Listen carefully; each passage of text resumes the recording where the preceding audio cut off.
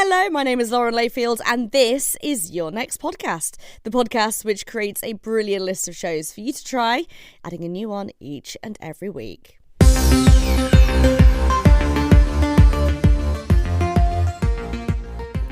Now, this is a really brilliant true crime series that I've got for you this week from Audible, and it's called Coatbridge. The series delves into the mysterious disappearance of 11-year-old Moira Anderson in February 1957. And it begins with the fallout from Moira's disappearance and how quickly the investigation went cold.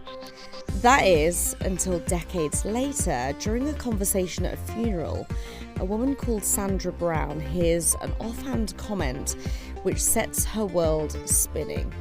It's a chilling story, and it deals with some potentially upsetting themes, including death, grief, and historic sexual abuse. So do take care of yourself whilst listening to this one. This is Coatbridge, an Audible original. Before we start, you should know there will be references to child sexual abuse and to violence, which some listeners may find disturbing. If after listening you feel you need further support, please visit the Audible website for links to organisations that can help you. This is a story about someone I've never met. Although you'll come to understand, she's someone who's been a constant presence in my life in one way or another for the last 60-odd years. Her name? Moira Anderson. Moira was born in 1945 in a town called Coatbridge, just outside Glasgow, Scotland. That's where we're both from, although I was actually born 3 years or so after her. In those days, Coatbridge was a proud working-class town, home to many thriving ironworks. And when the factories closed at 5 o'clock, when you heard that horn, well, the stampede of workers exiting the gates, it resembled a massive football crowd. There were very few cars. You could walk anywhere you needed to go, or just catch a bus. Not many people had televisions then, or even phones. But that didn't matter too much. In such a tight-knit community, word got round quickly. You knew everyone and everyone knew you. And Coatbridge, after all, we thought, was a quiet, safe town where children like Moira and I could roam about as we liked, as long as you were back in time for supper. We're just two little rogues, you know. My father used to call us the terrible twins because we were quite like each other, both in appearance and stature. This is Moira Anderson's childhood pal, Elizabeth Nimmo. We used to play together. We fought, we fell out, we were tomboys, we liked to play football, and Moira was just a happy-go-lucky little girl, full of fun, just a special wee girl. But things were about to change for that happy-go-lucky little girl. And after Saturday, February the 23rd, 1957, life in Coatbridge would never be the same again. At this point, Moira Anderson is 11. It's a pretty bleak Saturday. In fact, the weather is terrible and a snowstorm is about to hit the town. Football games are all abandoned. The buses are running a reduced service, shops close early and people are scurrying to get home. But Moira and her friend Elizabeth are undeterred. They want to go out. We went out to play, and it was very cold, and we started to skip one end tied up to the lamp post, jumping to keep warm, and the snow came on, and my mother shouted me up because I had the cold, and the last I saw Moira was she was just turning the corner heading towards her home. Moira returns to the Anderson family home around 2 o'clock and she helps her mum Maisie with a few errands. Mind you, she keeps an eye on the horrible weather. because you see Moira's worried about a plan to meet her cousins at the Regal Cinema later falling through. It's a treat she's been looking forward to all week, and nothing is going to stop her. Or so she hopes. Around 4 o'clock, her mother sends her to check in at her granny's house, which is just up the road. Her gran has come down with the flu that is sweeping the whole town. Moira's Uncle Jim, who stays at her granny's house, well, he sends her out to the local shop. It's the Co-op. Something for his supper. That's what he wants her to fetch. With the snow coming on, though, heavily now, and the winter light fading, the conditions are actually awful, and visibility's poor. But this is also a short walk. It's one Moira has made umpteen times before. It's hardly anything to worry about. Don't dawdle, Moira, he says. The shop's due to close at 4:15, so hurry up. She's wearing a navy blue school coat, and she's got on her pixie hat with red knitted bands.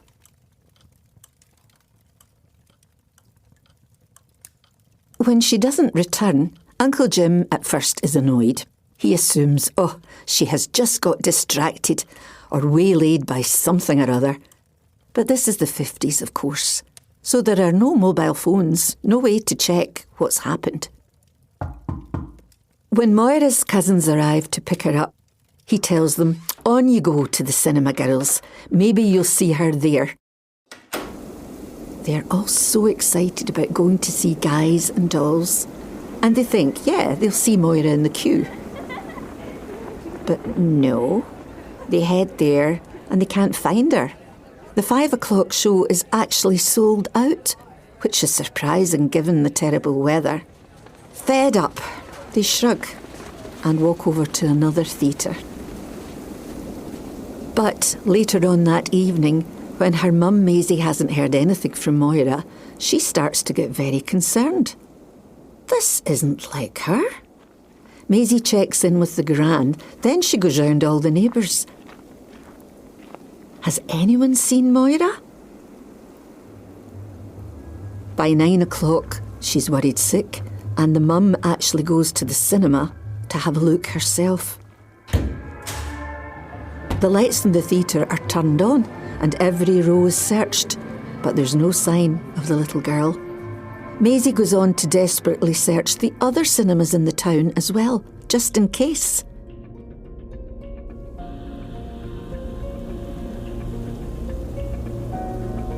On the way home, she even stops in at the local police station. But her fears are dismissed.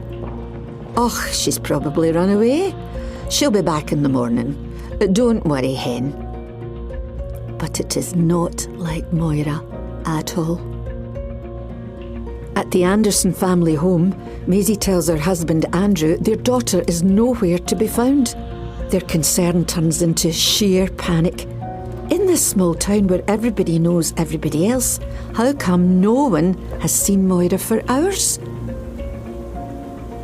This time, it's Moira's dad, Andrew, who goes to the police. Just before midnight, he bursts through the doors of Coatbridge police station and says, "Our daughter is missing. Please, help."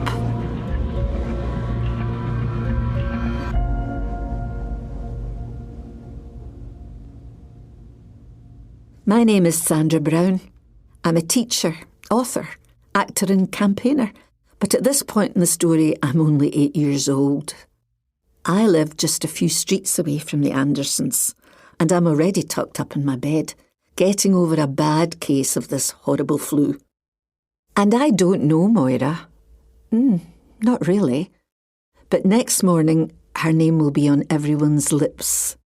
And I could never have dreamt that night just how much her story and mine would become intertwined.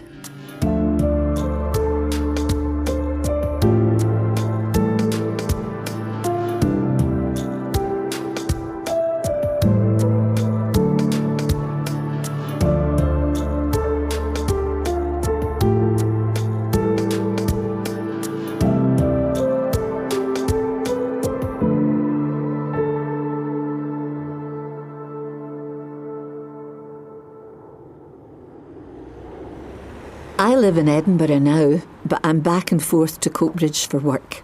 It's a very different town to the one I grew up in. The ironworks are all long gone, and Coatbridge has pretty well been absorbed into Glasgow's growing suburbs. I meet up with Rachel Revis. She's a journalist who's been interested in this story for a number of years now, and we've become friends. So together we walk the route of Moira's final errand, her last journey if you like, beginning from her granny's house. And it should have been, what, a 5-minute walk that she was supposed to make? Well, it'll be interesting to see how long it takes us, but I mean, we're adults. We follow Moira's route to the local shop, the Laird Street Co-op. There's a lot more traffic on the roads these days, and the streets are busy with students from Coatbridge College and the new schools that have sprung up round about in the area. So we're outside the Co-op on Laird Street, which is really the final point in Moira's journey, that we, at this point in 1957, that we know where she went and what happened. And ultimately after that, at the time, we didn't know where she'd gone after this. I think that was when the kind of legend started about, the little Red Riding Hood. She'd the little red pixie on, a dark blue school raincoat. And it was this about she was going shopping for her grandmother. When you're actually here, in the neighbourhood in Coatbridge, it's striking just how short this walk is and how many landmarks are there that Moira would recognise. I mean, her own home is no longer there, but her grandmother's house is, and all the local shops are pretty much still there. The park, where she played with her pals, everything is still pretty much here. That's why her disappearance shocked the community. How could a young girl go missing in plain sight and on such familiar streets? The police didn't seem to consider there was anything sinister about Moira's absence, so it was left to her family and her community to find her. Janet Hart is Moira's sister. I remember my father getting in touch with friends and scouts that he knew, and they did their own search in the snow up to their knees. In desperation, Moira's dad put together these informal search parties within 24 hours of her disappearance, before the police even began treating Moira as a missing person. The bin men had to help, and so did the Territorial Army, and even the local scouts got dragged in as well. Gavin Gordon was one of them. In this case, the scouts were asked would they do it, and we were familiar with the wood itself, having used it for camping, and therefore we were the logical people to get involved. It wasn't just one scout troop, it was all the ones in the area. We walked along Coltswood Road to Coltswood, the actual forest itself, and we gathered together at the entrance to the forest, and then we were asked to come up further into the main road and then spread out. And to say it seems quite sad, we were finding it funny, we were enjoying it because we were no thought of what might happen if we found evidence. And we proceeded through the wood in a large long line, literally looking. And to be truthful, the whole incident was all over very quickly within a couple of hours, and nothing was found, and then we all gathered together again and walked back to the Scout Hall. And not far away at all, in my own family home, I remember the next day. It was a Sunday, and that's when I got the first inkling that something serious had happened. I was still laid up in bed, and I overheard my auntie dropping in to have a bit of a gossip with my mother. And I remember her saying, "See, when she turns up, that kid is going to be in big trouble because she's got all these people out looking for her."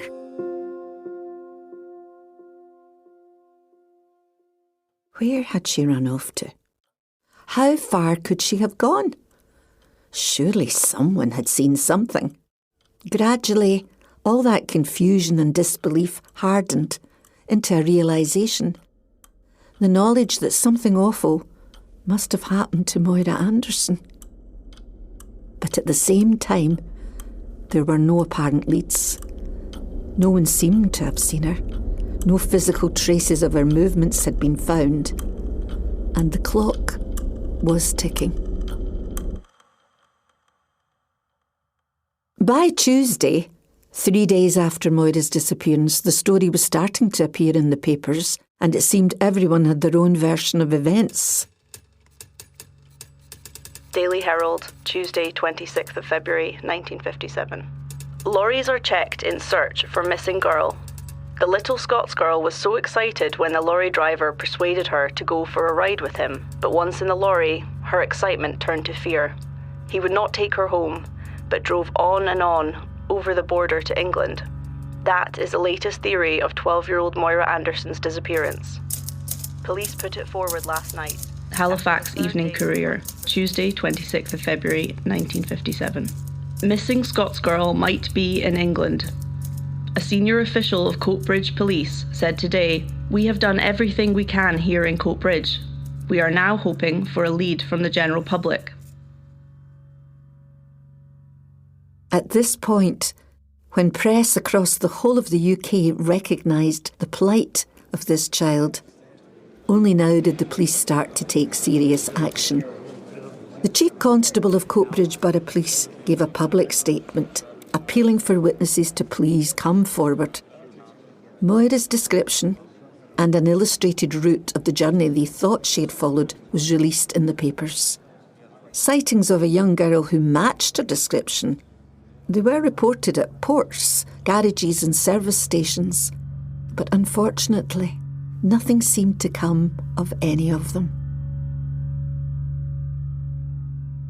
For the Anderson family, this investigation had already got off to a rocky start. Janet Hart remembers the frustration at the police's efforts in the weeks after. I remember they occasionally came to the house and they interviewed us as children to see what we remembered of Moira on that last day and her friends, her acquaintances. But nothing seriously was happening because I remember my mum crying and saying that they think that Moira's just run away. They don't believe that Moira would never do that. And I do remember the inspector at the time from the local police station coming and saying, "Oh, she's probably run away. Has she had a fight with your mum?" And I says, "No, we never argued. At the table, we might argue over how many chips Moira had and how many chips I had. And that's what the police thought at the time. She's probably had a fight with her mum." A week after Moira's disappearance, the police were still adamant that she'd just run away, and they treated the case accordingly. But by this point, the runaway theory was simply unbelievable. Something awful had clearly happened to Moira. Something serious.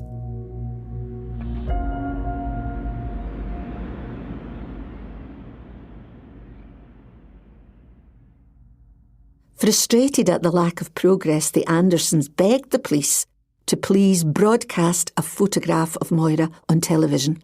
It was then a very new technology.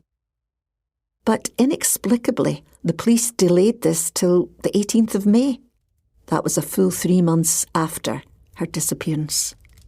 In desperation, Maisie, Moira's mum, went to the press. She spoke to an Airdrie and Coatbridge Advertiser reporter as she stood at the fireplace in her own living room. "You could almost set the clock by Moira coming home," she said. "Wherever my daughter is now, she is not there of her own accord." But despite Moira's mother's pleas, the sightings and all other leads, they dried up. Pat Campbell is Detective Chief Superintendent with Police Scotland. Yeah, first 24 hours of any investigation are extremely crucial. So to miss that, it is really a missed opportunity by the police at that time. With hindsight, obviously, you would put in place far more kind of structured and responsive processes than they did at that time. I think perhaps it was a culture at that time that a Saturday night 11-year-old girl hadn't been seen for a number of hours, but was the thinking at that time that she was simply returned of her own accord, I believe it was, or that she had simply ran away because she didn't want to be with the family unit. Missed opportunity is right.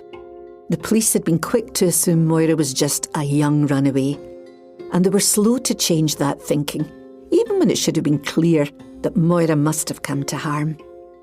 The investigation lacked real direction and made very little progress. Many Coatbridge residents, though, were surprised when the police didn't approach them for even routine questioning. And that included her best pal, Elizabeth. You remember her? She knew Moira perhaps better than anyone, and she was also one of the last people to see Moira on that day. And yet, she was never interviewed. There were a few sites around the town which seemed like obvious locations for a police search. Disused mine shafts, for instance, littered the landscape, and the old Monklands Canal ran right through the town.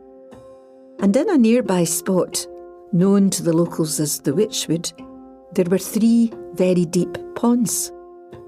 But none of these places were included in the original police search efforts. And so, the police investigation simply fizzled out.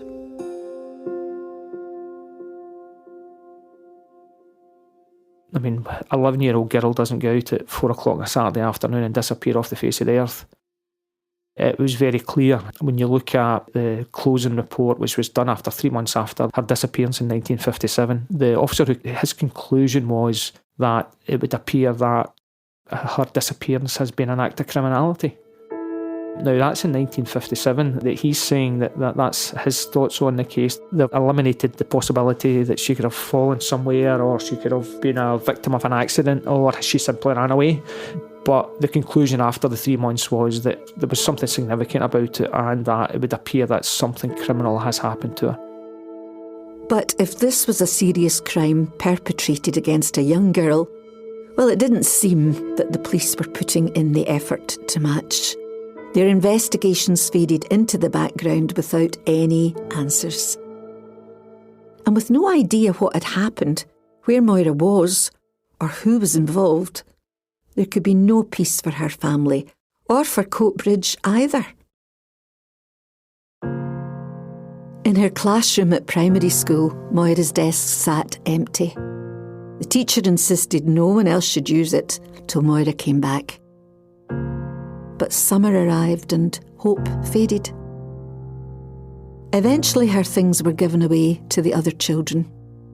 Her classmates all left for high school, but Moira wasn't there to move on with them. And as for the Andersons, they couldn't move on. When I talk to other people, I get really upset knowing that she missed out on all these happy times that we would have shared as a family. Like getting up to high school, meeting new friends, going to uni, just getting married, having children, sharing with her nieces and her nephews here that she missed, that was all taken away from her. Moira missed her birthday on March 31st that year, but her mum still bought her a gift. And for years, Maisie still set a place at the table for Moira. Often of an evening too, she would just put on her coat and head out into the streets to search.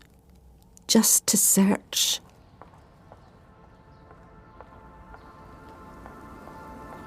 But the simple fact was, Moira wasn't there. She was gone. She had vanished into that blizzard. Soon her name was used as a warning. She became a cautionary tale. Don't be late. Remember what happened to Moira Anderson.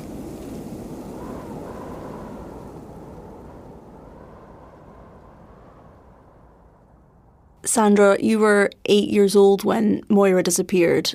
What was that like for you as a young child? It did affect us, and it definitely affected the town, Moira's disappearance. I mean, the community never felt as safe after that as it had done. I think I felt a responsibility to always try and be home early, to let my mother know where I was, who I was playing with after Moira disappeared. And there was this unease if you were somewhere where perhaps you shouldn't be. I think children were quite wary, and yep, it definitely affected a number of things, and that included your playing out and your freedom. There wasn't an understanding as an 8-year-old about what might have happened, and it was a subject that adults tended to clam up. You know, they weren't going to... It was one of those subjects, you'll hear more about this when you're older. You'll learn more about this when you're, ready for it. It was all getting glossed over by a number of adults that knew you. Former Scout leader, Gavin Gordon. In fact, to be quite truthful, I think as you would find in those days, it was in the papers, maybe a follow-up section, a wee bit more, and then it more or less died away. I have a suspicion no one could believe it happened. They just couldn't believe that someone that we knew in our vicinity, a wee girl, 11 years old, had disappeared. So that would be part of it. And I'm not saying that people were oblivious to the fact that this terrible thing had happened. It just, other news came and it was forgotten. But for me, quite soon there would be something else to deal with. Something else to worry about. Something much closer to home.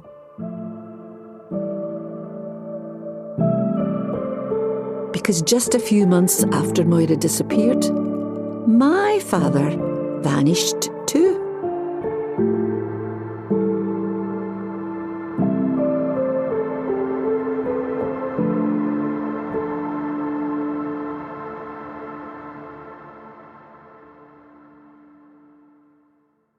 This series is really excellent, and as it's by the team which brought you West Cork and I Am Not Nicholas, I wasn't completely surprised by just how good it was. It won't be long until I finish the whole lot, and I look forward to seeing what Audible does next. And to find the rest of the episodes of Coatbridge, just search for it wherever you're listening to me right now. Once you've tapped follow for that on Amazon, Apple or Spotify, don't forget to tap follow for this show too, so you can find your next podcast. All my recommendations from the whole series will also be on Podcast Rex at www.podcastrex.com. That's www.podcastrex.com.